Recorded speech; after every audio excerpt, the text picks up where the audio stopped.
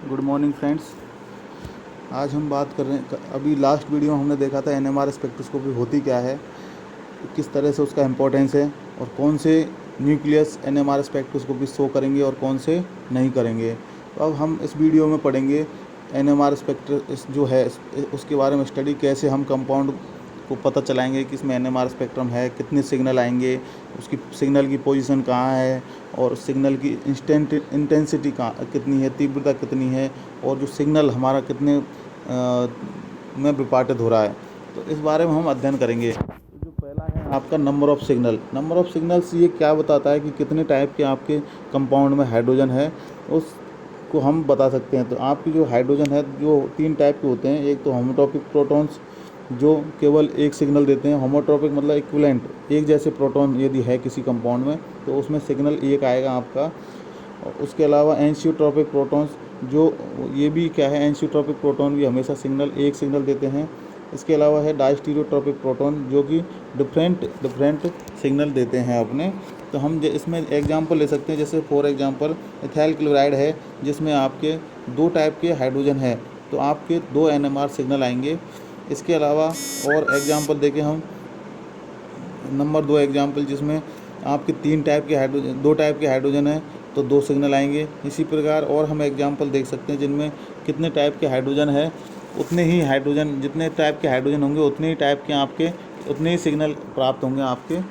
इस प्रकार हम देख सकते हैं कि जो एनएमआर स्पेक्ट्रा में कितने सिग्नल प्राप्त हो रहे हैं उससे हम बता सकते हैं कि इस कंपाउंड में आपके जो हाइड्रोजन की संख्या है वो है आपके सिग्नल को बताती है। इस प्रकार से और एग्जांपल देख सकते हैं हम, जिसमें हमें पता चल रहा है कि कौन सा तो होमोट्रॉपिक है, कौन सा डायस्टोट्रॉपिक है। तो जो होमोट्रॉपिक टाइप के प्रोटॉन हैं वो सारे क्या देंगे, आपके सिंगलेट देंगे, सिंगल देंगे, एक सिग्नल देंगे। और उसके अलावा डायस्टोट्रॉपिक टाइप के जो प्रोटॉन हैं वो क्या अलग अलग सिग्नल देंगे अपने। तो इसके देख सकते हैं हम, जैसे ब्यूटाइलिन है उसमें 2 टाइप के प्रोटॉन है तो 2 एनएमआर सिग्नल आएंगे। इसी प्रकार 2 ब्रोमोप्रोपिन है उसमें 3 सिग्नल आएंगे। इसी प्रकार देखें हम विनाइल क्लोराइड है तो उसमें आपके 3 सिग्नल आएंगे।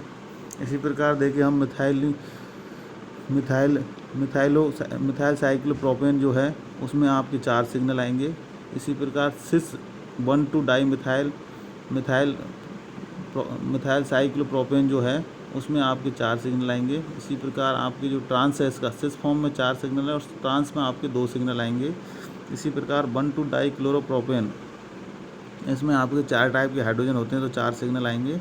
इसी प्रकार और हम देख सकते हैं साइक्लोहेक्सेन है उसमें 2 सिग्नल आएंगे, एक्सियल और इक्वेटोरियल का। इसके अलावा जैसे एडमेंटेन है इसमें आपके 2 सिग्नल आएंगे। उसके अलावा और देखें हम नाइट्रोबेंजीन है तो उसमें आपके 3 सिग्नल आएंगे।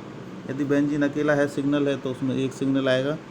इसी प्रकार देखें हम टॉल्यूइन में 2 सिग्नल आएंगे। और आगे हम बढ़ते हैं, देखो पैराजाइलिन है उसमें आपके 2 सिग्नल आएंगे। इसी प्रकार मेस्टिलिन में 2 सिग्नल आएंगे। और हम देख सकते हैं आगे, तो जो है इससे हम किसी भी कंपाउंड में जो टाइप ऑफ हाइड्रोजन है उससे हम बता सकते हैं कि कितने सिग्नल आएंगे। अब नेक्स्ट है आपका पोजीशन ऑफ सिग्नल। जो सिग्नल की पोजीशन है वो कहाँ आएगी, जो पोजीशन है सिग्नल की वो क्या कहलाती है आपकी एनएमआर स्पेक्ट्रा में, केमिकल शिफ्ट। इसे हम पीपीएम में शो करेंगे, डेल पीपीएम में। तो chemical shift represent the distance between NMR signal. It is most conventionally represent in PPM, part पर मिलियन। और इसमें जो है आपकी जो स्पेक्ट्रा में जो पोजीशन है वो टेट्रामिथाइल सीलेन की, उसके रेफरेंस में सारे जो सिग्नल है उन्हें केमिकल शिफ्ट के रूप में रखा जाता है। तो आपके जो डेल वैल्यू है पीपीएम में उसे कैसे हम ज्ञात कर सकते हैं, तो उसके लिए फॉर्मूला है आपके दे रखा है, देखिए इसको, कि del equal to observe shift in hertz into 10⁻⁶ upon frequency of spectrometer in hertz. यहाँ पर हम एग्जाम्पल के रूप में देख सकते हैं, कोई एनएमआर स्पेक्ट्रम है जो कि एक सिग्नल शो कर रहा है 437 पर हर्ट्ज पर डाउन फील्ड में फ्रॉम टीएमएस, जो और ऑपरेटिंग फ्रिक्वेंसी आपकी है 60 मेगा हर्ट्ज।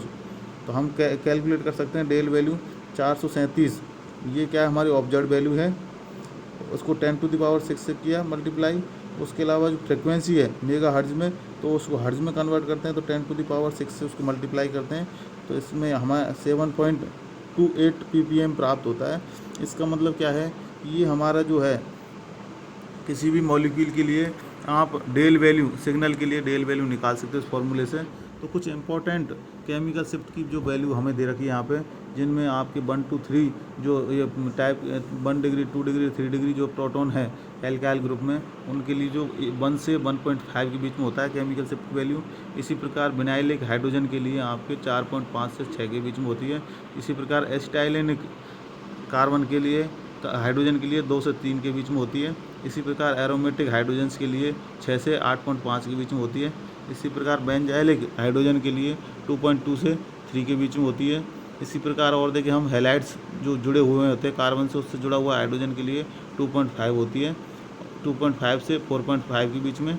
इसी प्रकार एल्कोहल्स के में देखें हम तो हाइड्रोजन जो है एल्कोहल का हाइड्रोक्सी ग्रुप का हाइड्रोजन नहीं, दूसरा जो है कार्बन से जुड़ा हुआ जो हाइड्रोजन है उसके लिए 3.5 से 4.5 के बीच में होती है। इस प्रकार ईथर से जुड़े हुए हाइड्रोजन जो है वो 3.5 से 4.5 के बीच में होती है।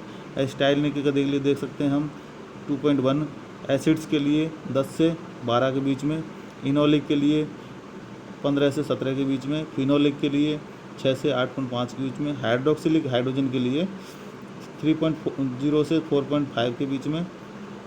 इसी प्रकार एमिनो हाइड्रोजन के लिए 1 से 5 के बीच में, एलाइलिक हाइड्रोजन के लिए 1.7 के आसपास होती है, और एल्डिहाइडिक जो हाइड्रोजन है उसके लिए 8.5 से और 10 के बीच में होती है आपके केमिकल शिफ्ट की वैल्यू।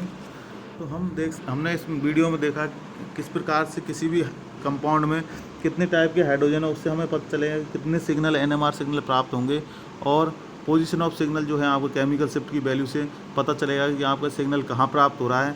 तो सभी जो एग्जाम्पल दे रखे हैं आपके इसमें, इनसे हम देख सकते हैं कि जो पर्टिकुलर जो कंपाउंड है आपका, उसकी जो सिग्नल जो केमिकल शिफ्ट कहाँ प्राप्त हो रहा है, तो इससे हम बता सकते हैं कि जो केमिकल शिफ्ट है उससे जो नेचर ऑफ हाइड्रोजन है या नेचर ऑफ प्रोटॉन है उसके बारे में हम बता सकते हैं। थैंक यू दोस्तों।